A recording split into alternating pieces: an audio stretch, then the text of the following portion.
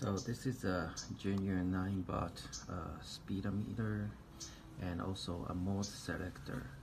So if you can peel off this little cover from here, and then just put two batteries inside here, and then you can just press it here, and it could just snag it in.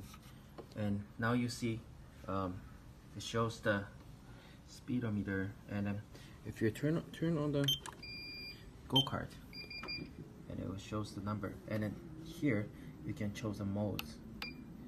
See, this is the new rider mode, this is sport mode, this is the track mode.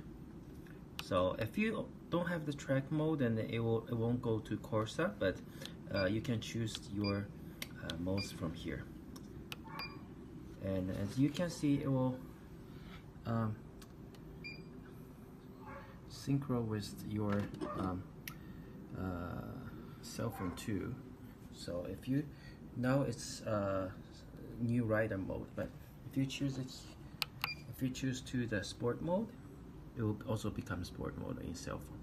If you choose track mode, it will also become track mode in phone.